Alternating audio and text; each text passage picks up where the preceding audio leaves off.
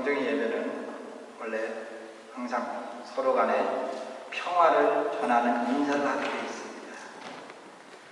이번 주부터 계속 주일 제가 말씀 전하기 전에 그 평화를 전하는 인사를 하기 위해서 우리가 찬양으로 서로를 위로하며 나아가겠습니다. 앞에 하나님의 평화 하나님의 평강이 당신의 삶에 넘치기를 찬양을 하겠습니다.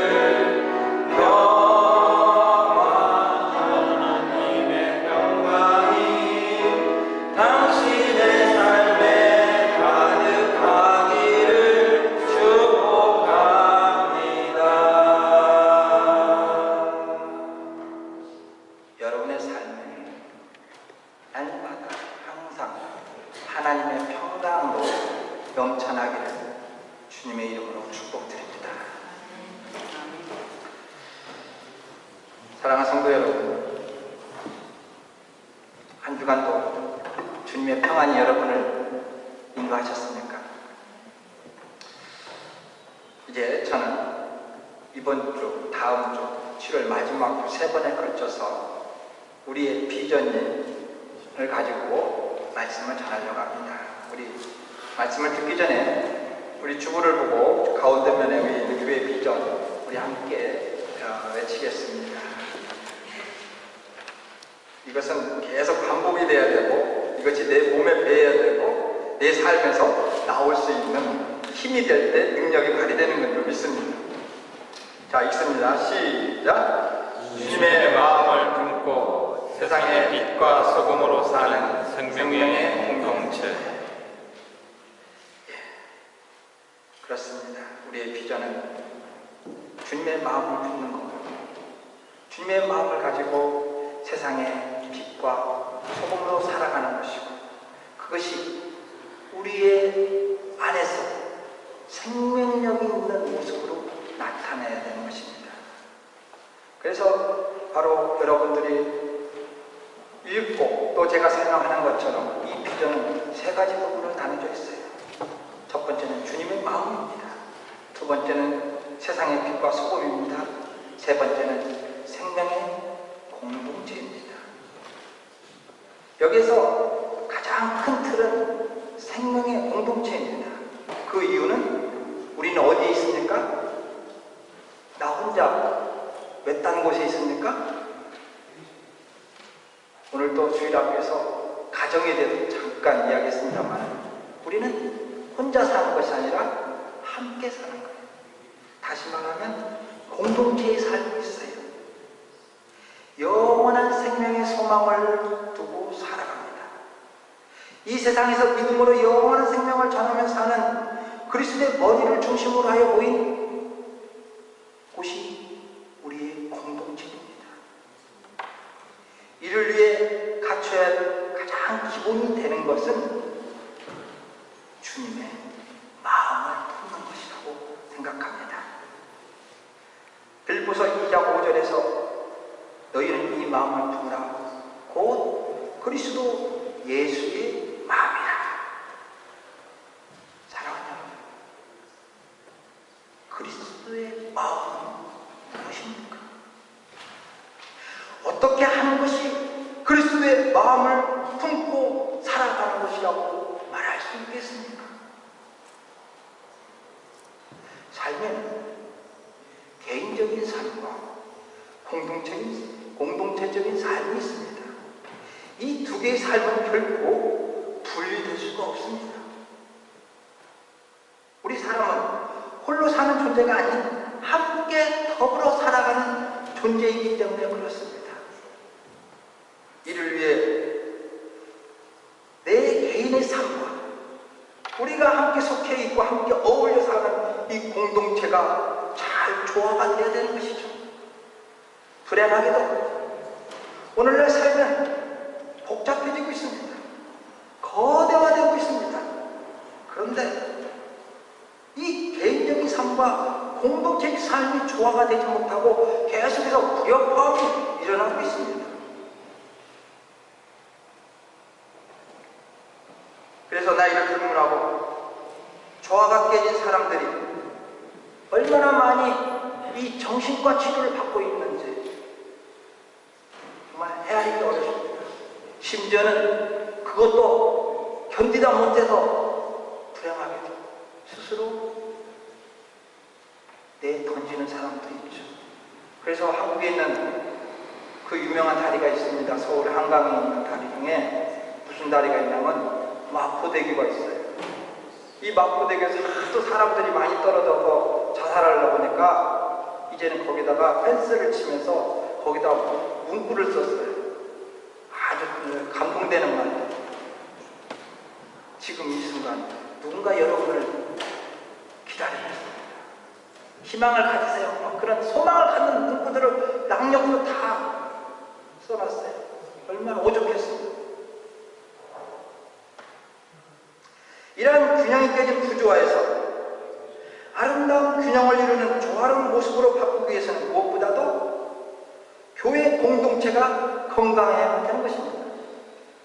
많은 사람들은 건강한 교회를 이루기 위해서는 여러 가지 프로그램이 필요하다고 말하기도 합니다. 그러나 이러한 것보다 앞서서 선행되고 기본에 충실해야 하는 것은 말씀 안에서 생각하고 행동하는 것이 절대적으로 필요한 것입니다.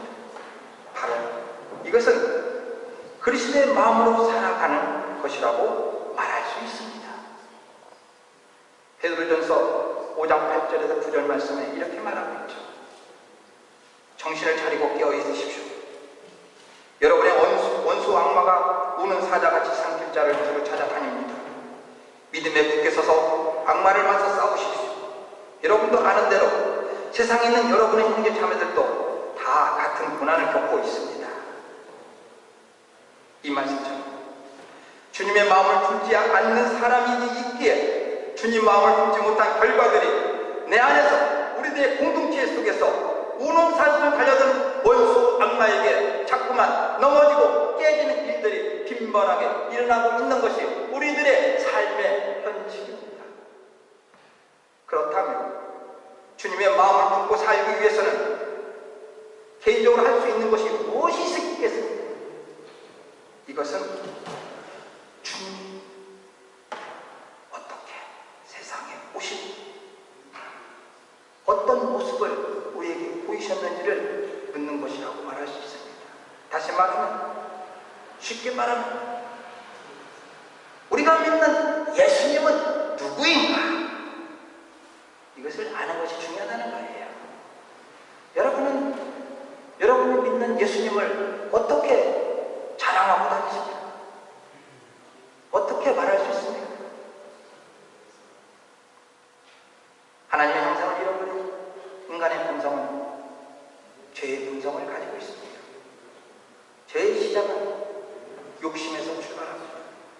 그 욕심은 끝이 없는 겁니다. 잠언 6장 10절과 24장 34절에서 이렇게 말하죠. 똑같은 말씀이에요. 내가 좀 더 자자, 좀 더 졸자, 손을 모으고 좀 더 누워있자 하니 내 빈궁이 강도같이 오며 내 공핍이 군사같이 이르리라. 이 말씀은 게으름에 대한 교훈입니다만, 그러나 이 게으름의 이면 속에는 뭐가 있냐면 아주 극한 개인적인 이기주의가 숨어있는 거예요. 바로 욕심을 나타낸다고 생각할 수 있는 잠언서 말씀이죠. 자신에 관해서는 아주 너그러운 모습입니다. 그러나 자신에 대해 너그러우면 마귀는 우리를 덮치게 되어 있어요. 더 나아가 이러한 욕심은 나와 다른 사람까지 그리고 공동체에서 아주 나쁜 영향을 끼치게 되어 있습니다. 그러므로 욕심을 통한 편함이 아닌 주님의 모습을 통해서 주님의 마음으로 세상에서 밀려드는 여러 가지 유혹, 악한 마귀의 유혹을 우리는 이겨낼 수 있어야 되는 것입니다. 빌립보서 2장 6절 9절에서 주님의 모습은 아주 잘 설명되어 있습니다. 그는 하나님의 모습을 지니셨으나 하나님과 동등함을 당연하게 생각하지 않으시고 오히려 자기를 비워서 종의 모습을 취하시고 사람과 같이 되셨습니다. 그는 사람의 모양으로 나타나셔서 자기를 낮추시고 죽기까지 하셨습니다. 그러므로 하나님께서는 그를 지극히 높이시고 모든 이름 위에 뛰어난 이름을 그에게 주셨습니다. 이 말씀에서 생각할 수 있는 단어는 세 가지가 있습니다. 오히려 자기를 비워서 겸손입니다. 종의 모습을 취하시고 순종입니다. 사람과 같이 되셨습니다. 사랑입니다. 결국 하나님은 사람을 외모로 취하시는 분이 아니십니다. 하나님은 그 중심을 보시고 사람을 세우십니다. 근데 그 중심은 무엇을 보시냐? 바로 우리 주님의 모습, 주님을 겸손과 순종과 사랑을 보고 하나님의 일꾼으로, 하나님의 사용될 일꾼으로 세우신다는 사실입니다. 어찌 보면 오늘날 이것이 살아가는데, 출세하는데 필요할까? 뭐니 해도 돈이 최고지. 돈만 있으면 못할 게 없는데 자식스럽게 무슨 겸손이야, 순종이야, 사랑이 있을 필요가 있어? 이렇게 질문할 수 있을 거예요. 그러나 여러분, 이 세상에서 가장 요구되는 것이 뭔지 아십니까? 많은 사람들이 자기의 삶에 자기의 어떤 가지고 있는 능력을 가지고 열심히 개척하고 살아가고 있지만 피곤할 때 정작 그 사람들이 요구하는 게 뭔지 알아요? 누군가 나를 따뜻하게 안아줬으면 좋겠다, 맞아줬으면 좋겠다, 그런 마음이 가장 먼저 가요. 바로 겸손과 순종과 사랑은 세상을 변화시킬 수 있는 핵심입니다. 그래서 주님은 앞으로 복음 전해야 할 사랑하는 제자들에게 이 겸손과 순종과 사랑을 가르치기 위해서 본을 보이셨어요. 주님은 손수 깨끗한 수건을 허리에 두르셨습니다. 깨끗한 물로 더러운 제자들의 발을 씻기면서 말씀하시기를, 내가 너희를 사랑한 같이 너희도 가서 서로 사랑하라. 스스로 겸손해지면서 순종하시면서 사랑하셨습니다. 특히 사도 바울은 고린도전서 13장 사랑장입니다.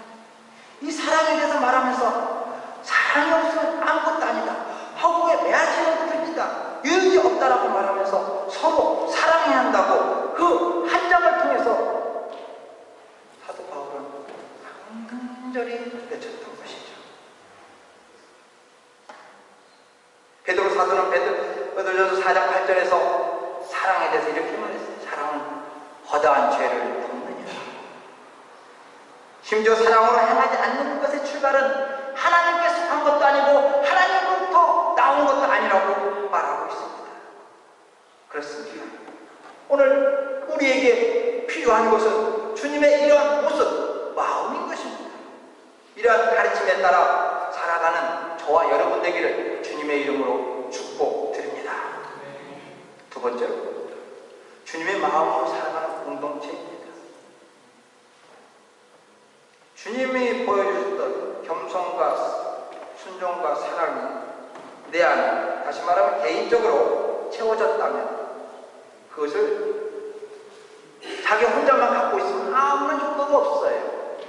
서로 나누어졌을 때 효과가 있는 거예요. 다시 말하면 개인적으로 준비가 되었다면 그것을 공동체를 위해서 사용을 해야 돼요. 가볍게. 부담하지는 안 돼요. 그것은 하나님은 원치 않아요. 부담이 있으면 하지 마세요. 더 준비를 하세요. 기도하세요. 하나님, 제가 기분 좋게 공동체를 위해서 주님이 주신 겸손과 순종과 사랑을 나누며 살 수 있는 사람 되게 해주십시오라고 더 기도하는 게 나아요. 억지로 하지 마세요. 왜 그렇습니까? 이것은 자신의 이익이 아닌 공동체의 발전과 성숙을 위해서 해야 되기 때문에 그래요. 우리가 속해 있는 공동체는 어떤 공동체입니까? 예수 안에 있는 공동체입니다. 그리스도 안에 사는 모습은 빌립보서 2장에서 이런 일들이 일어난다고 말하고 있어요.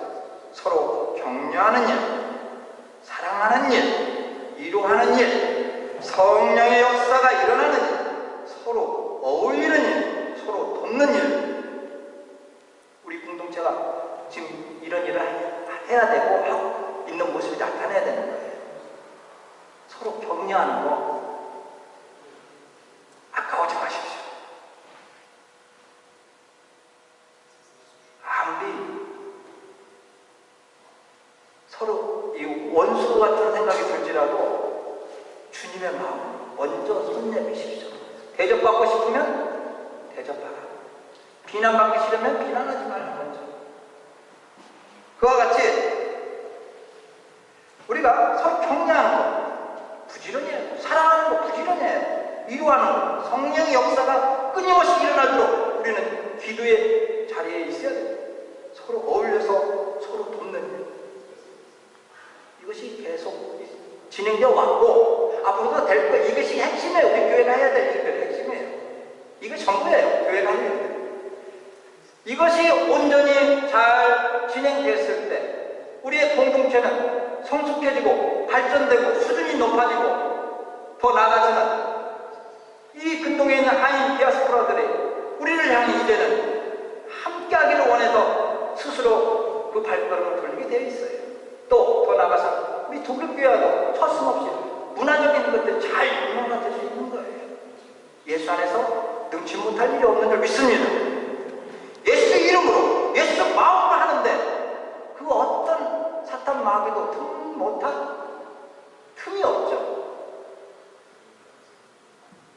바로 그렇기 때문에 공동체라고 말할 수 있다면 서로 연합하는 걸 말하는 거죠. 하지만 여러분 서로 무슨 일을 한다는 것은 쉽지 않아요. 왜 그렇습니까? 한 마음을 갖고 있지 않기 때문에 또 한 목적이 아니기 때문에 그래요. 함께 사업하는 것을 뭐라고 하죠? 동업이라고 하죠. 많은 경우에 있어서 이 동업관계가 얼마나 오래 갑니까? 나중에 누군가 어떤 사업한다고 근데 누군가하고 동업하더라 그런 말 들리는 순간 딱 한 3, 4년이면 끝나겠다. 아니나 다를까 딱 3, 4년 뒤에 들리는 소리 뭐예요? 완전 쫄딱 망했다는 소리가 들려요. 그 이유는 서로 한 마음이 아니라 다른 목적을 가지고 있기 때문에 이런 일이 일어나는 거예요. 또한 우리나라가 남과 북이 하나 되지 못하는 것도 같은 맥락에서 볼 수 있는 거예요. 서로 딴 마음을 갖고 있어요. 남은 남대로, 북은 북대로 딴 마음을 갖고 서로 대화에 어떤 공통 분모를 찾아가지 못하기 때문에 계속해서 그냥 형식상으로 주변에서 압박하니까 만나고 헤어지고 그런 것뿐이죠. 어떤 우리에게 궁극적으로 실질적으로 이익되는 어떤 결과들을 항상 못 가져와요. 왜요? 서로 다른 마음이 있으니까 그런 거예요. 다른 목적이 있으니까 그런 거예요. 이렇게 한 마음이 안 되고 한 목적이 안 된 공동체 속에서 행복 지수가 얼마나 높겠습니까?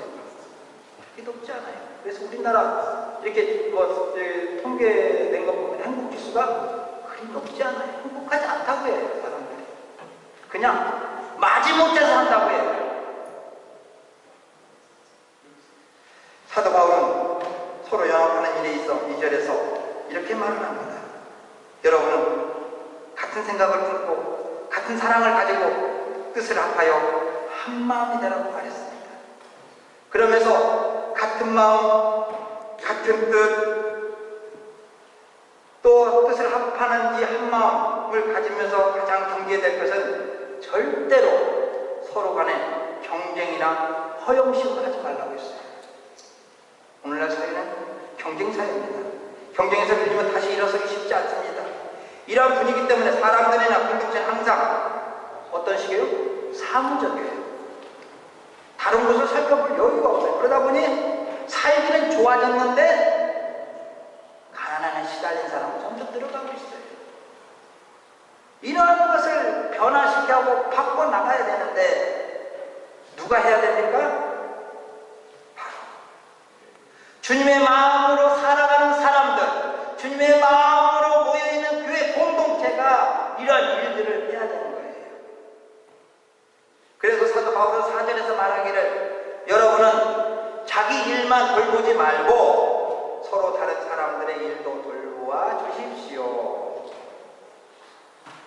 여러분, 교회 와서도요, 예배 드리러 오시면 일단은 예배에 집중하기 위해서 예배가 시작되기 전에, 찬양이 시작되기 전에는 묵상으로 기도하고 말씀 읽고 하는 게 좋습니다. 분주하게 잊지 마십시오. 다만 예배가 마친 후에는 서로 안아주고 서로 손잡아주고 웃어주고 그렇게 서로를 돌보기 위해 힘쓰시기를 바랍니다. 바로 그러한 일들이 일어나는 곳에서 바로 주님의 마음이 나타나는 겁니다. 한 마음 한 뜻을 모아 서로 돕는 일들이 일어나고 세워지는 우리의 공동체가 되는 거고, 더 나아가서는 이러한 모습을 통해서 주님께 기쁨을 드리고 또 주님은 우리에게 넘치는 기쁨으로 인도하시게 되는 것입니다. 바로 이러한 모습이 됐을 때 우리의 공동체가 어떤 곳입니까? 바로 사막에 샘이 생겨 흐르는 것처럼 사자와 함께 뒹굴며 노는 그러한 평안한 곳이, 기쁨이 넘치는 곳이 될 줄 믿습니다. 사랑하는 여러분, 아름다운 공동체, 아름다운 개인적 삶을 이루기 위해서는 결코 다른 방법이 없습니다. 주님의 마음으로 살아가야 됩니다. 주님의 마음으로 사는 사람과 공동체는 세상이 느낄 수 없는 기쁨이 넘쳐 흐릅니다. 더 나아가 주님의 마음인 겸손과 순종과 사랑이 당시에는 인정받지 못할지 모르지만 그 열매는 겸손과 순종과 사랑을 행하신 주님의 이름을 모든 이름 위에 뛰어난 이름으로 높이신 것처럼 우리와 우리의 공동체를 우리 하나님이 높여주시게 될 것입니다. 또한 하나님의 미라에 썩어 많은 열매를 맺는 놀라운 일들을 경험하게 될 것입니다. 시편 37편 4절에서 이렇게 말씀합니다. 여호와를 생각하면서 즐거워하십시오. 그러면 주님께서 여러분의 소원을 들어주실 것입니다. 꿈은 이루어집니다. 그 꿈은 주님이 주신 것이기 때문에 그렇습니다. 주님이 손수 그 꿈을 이끌어 가시기 때문에 그렇습니다. 사랑하는 성도 여러분, 주님의 마음을 품고 세상에서 빛과 소금으로 사는 생명의 공동체를 주님 오시는 그날까지 함께 이루어가기를 주님의 이름으로 부탁드립니다. 기도하겠습니다. 우리에게 꿈을 주신 하나님, 자기 몸을 낮추시고 그 힘든 십자가의 길을 순종과 사랑으로 오늘 보이시사 너희도 이같이 서로 사랑하라 말씀하신 주님 말씀 따라 주님 마음으로 주님을 기쁘게 하며 우리 각자와 공동체 속에 주님이 주시는 넘치는 기쁨으로 생명의 공동체를 이루게 하여 주옵소서. 예수님의 이름으로 기도드리옵나이다. 아멘.